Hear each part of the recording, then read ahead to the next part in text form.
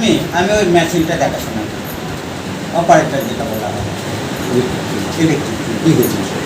বিষয়টা হচ্ছে এই মানব সাহা নামে একজন ইনচার্জ ছিল, উনি পার্মানেন্ট স্টাফ ছিল। হ্যাঁ, উনি এই 8-9 মাস হলো উনি রিটায়ার করেছিল। পৌরসভার টানাপোড়েনের জেরে নবদ্বীপ মহাশ্মশানে পরিষেবা ব্যাহত, ইনচার্জ না থাকায় বিপাকে মৃতের পরিবার। নবদ্বীপ পৌরসভার প্রশাসনিক অনিশ্চয়তার প্রভাব এবার পড়ল পৌরসভার পরিচালিত নবদ্বীপ মহাশ্মশানে। সোমবার দুপুরে ইনচার্জের অনুপস্থিতিতে দাহ কার্য পরিচালনা নিয়ে জটিল পরিস্থিতির সৃষ্টি হয়। প্রায় 1 ঘন্টারও বেশি সময় ধরে পরিষেবা ব্যাহত হওয়ার শবদেহ নিয়ে অপেক্ষা করতে হয় একাধিক পরিবারকে। শ্মশান সূত্রে জানা গিয়েছে, নবদ্বীপ মহাশ্মশানে 3টি শিফটে মোট 21 জন কর্মী কাজ করেন। প্রতিটা শিফটে 7 জন করে কর্মী থাকলেও পুরো ব্যবস্থাপনার দায়িত্বে থাকে ইনচার্জের উপর। সম্প্রতি দীর্ঘদিনের ইনচার্জ মানব সাহা অবসর গ্রহণ করেন। তার পরিবর্তে একজনকে দায়িত্ব দেওয়া হলেও তিনি চলতি মাসের শুরু থেকেই কাজে অনুপস্থিত। এরপরেই সাময়িকভাবে অবসরপ্রাপ্ত মানব সাহাকে ফের দায়িত্ব পালনের অনুরোধ করা হয়, কিন্তু তার দায়িত্ব পালনের প্রয়োজনীয় প্রশাসনিক অনুমোদন না মেলায় সোমবার তিনি ডিউটিতে যোগ দেননি। কর্মীদের দাবি, ইনচার্জ ছাড়া সরকারি নিয়ম অনুযায়ী দাহ কার্যের ফি গ্রহণ বা রসিদ প্রদান করা সম্ভব নয়। শ্মশানের 3টি বৈদ্যুতিক চুল্লির মধ্যে বর্তমানে 2টি সচল রয়েছে। একটি চুল্লিতে রক্ষণাবেক্ষণের কাজ চলছে বলেই জানিয়েছেন কর্মীরা। প্রশাসনিক জটিলতা ও কর্মী সংকটের জেরে নবদ্বীপ মহাশ্মশানের মতো অত্যন্ত গুরুত্বপূর্ণ পরিষেবায় সাময়িক অচল অবস্থা তৈরি হওয়ায় ক্ষোভ ছড়িয়েছে স্থানীয়দের মধ্যে।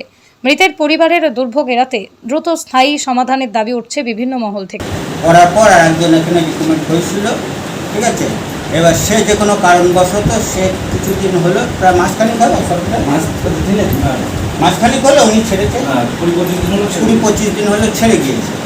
তারপর ইনাকে আবার ডেকেছিল, উনি যাই হোক ডিউটি করবো বলে উনি লিখিত জমা দিয়েছিল। লিখিত জমা দেওয়ার পর ওনার বলছিল ঠিক আছে আপনি ডিউটি করুন, আমরা অ্যাপ্রুভাল দিয়ে দেবো। তা এ পর্যন্ত এখনও অ্যাপ্রুভাল দেয়নি, যার জন্য উনি আজকে আর ডিউটিতে আসেন বলে অ্যাপ্রুভাল না পেলে কাজ করতে। এখন তো এসছে, এখন এলে এবার অফিস থেকে ওনাকে আবার অ্যাপ্রুভাল দেবে বলেছে, কি দিয়েছে না দেবে বলেছে, দেবে বলেছে বলে উনি আবার ডিউটিটা এখন ধরলেন। কতক্ষণ আপনাদের এটা ছিল? দুটো ধরুন একজনের ডিউটি ছেড়ে চলে গিয়েছে। এবার তারপরে এই 1 থেকে 1.5 ঘন্টা লেখা বন্ধ ছিল, কিন্তু লাইনে লিখিত বডি অনেক 4টে ছিল, সেগুলো উঠে গিয়েছে। এবার বডিগুলো যে ব্রেক হয়েছে তা হয়নি, পরপর লাইনে ছিল। কাজ করেছে? কাজ বলতে যে বডি 4টে লিখিত ছিল সেগুলো তো এইমাত্র উঠলো। এবার উনি আসাতে আবার বডি লেখা শুরু হলো। 2 থেকে 3টে অবধি বডি লেখেন? বডি আমরা লিখি, যেহেতু ইনচার্জ নেই আমরা লিখে টাকা জমা নিয়ে কী করবো। এখন ইনচার্জ এসছে? এখন ইনচার্জ এসছে। আপনাদের এখানে কটা চুল্লি বা কটা? চুল্লি আমাদের 3টে মতো, 2টো চলছে, একটা রিপেয়ারের কাজ চলছে। কাঠে? হ্যাঁ, কাঠে হয় এবং সমাধিতেও হয়। কত করে চার্জ নেয়? ইলেকট্রিকে চার্জ হচ্ছে 1300 টাকা, 20 টাকা ফর্ম, ঠিক আছে। আর যতগুলো গাড়ি আসে গাড়ি 50 টাকা করে আপনার পার্কিং ফি নেয়। এবং কাঠের ক্ষেত্রে 1000 টাকা এই পর্যন্ত, আর 20 টাকা ফর্ম। সমাধির ক্ষেত্রেও 1000 টাকা, 20 টাকা ফর্ম, আর পার্কিং 50 টাকা করে যতগুলো গাড়ি আসে ধরে। আপনি কি কাজ শুরু করেছেন? হ্যাঁ, কাজ আমরা শুরু করে দিয়েছি, যেহেতু ইনচার্জ এসে বললো যে আমি ডিউটি ধরলাম, কাজ চালু করলাম। এই যে 2 ঘন্টা আপনারা কাজ করলেন না, 2 থেকে 3টে, তাতে যারা মরদেহ নিয়ে এসেছিল বিভিন্ন প্রান্ত থেকে আসে, তো আজকে তাদের সমস্যা পড়তে হয়েছে না?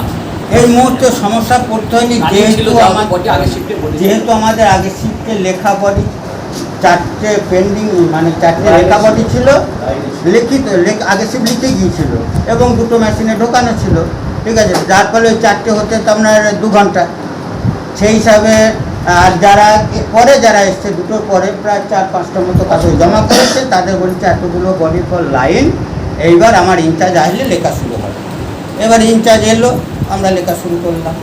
কজন স্টাফ আপনাদের থাকার কথা? এক শিফটিংয়ে আমরা 7 জন করে আছি। মোট কজন? তাহলে 3 7 21 জন। 21 জন। এখন কতজন আছেন? এখন আমরা 7 জনই আছি। কর্মী কতজন টোটাল? 21 জন তো? 21 জন হচ্ছে শিফটিংয়ে 7 জন করে, 3টে শিফটে ভাগ হচ্ছে, 3টে ভাগে ভাগ হচ্ছে। তাহলে একটা সমস্যা হচ্ছে। সমস্যা কী হচ্ছে? সমস্যা কি একটা শিফটে সমস্যা হচ্ছে? না, এইবার একটা শিফটিংয়ে তো একটা ইনচার্জ ক্যাশটা জমা নেন। আর এই শিফটিংয়ে যেহেতু উনি ক্যাশিয়ার ছিল না বলে আমরা লিখিনি, ক্যাশে না চাইলে টাকা জমা এই নিয়ে শিফটটা এই শিফটটাতেই সমস্যাটা হচ্ছে। সমস্যাটা আজকের ক্ষেত্রে হয়, এর আগে হয়নি, এবং সেই সমস্যাটা মিটে গেল যেহেতু উনি এসে দিয়েছে। আপনার নাম? আমার নাম প্রভাত দাস।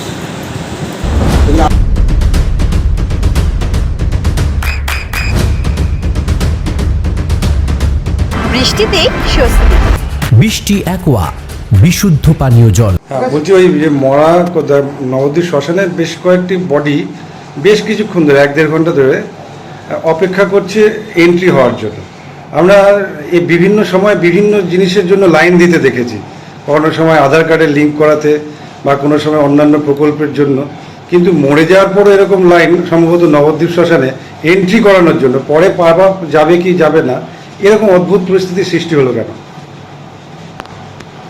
আমাদের 4 জন লোক ছিল যারা রোস্টার করে কাজ করত, একজন কাজ ছেড়ে দিয়েছে, তো তার জায়গায় একজনকে আমরা অনুরোধ করে রেখেছি।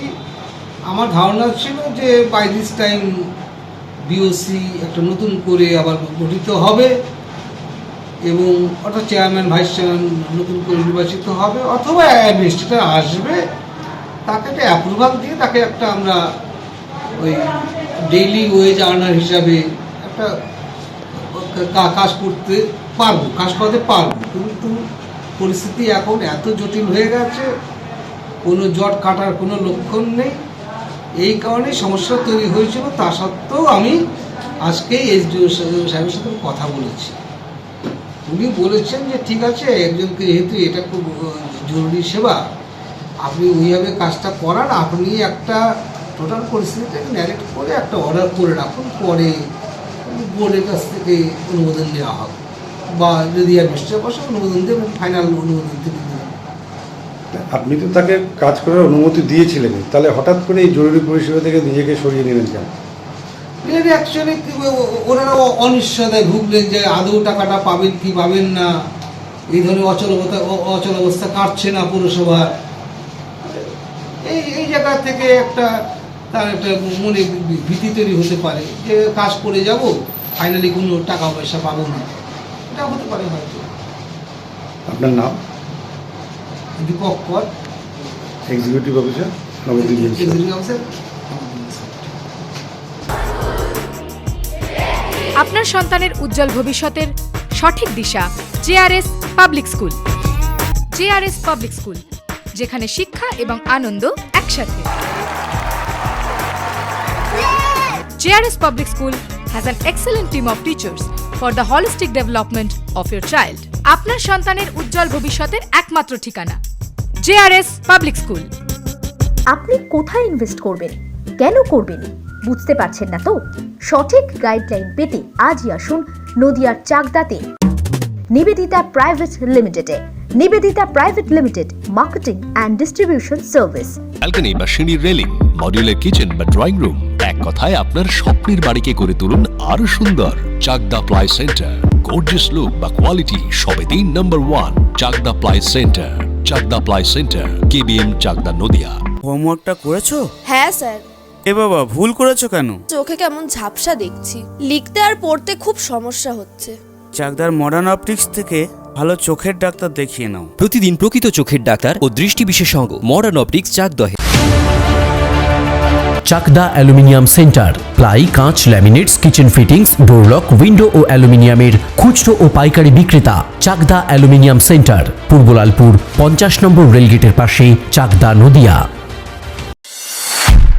নদিয়া জেলার সবথেকে বড় বিল্ডার্স চাকদার মা মনসা বিল্ডার্স, রড ও সিমেন্টের পাইকারি ও খুচরো বিক্রেতা।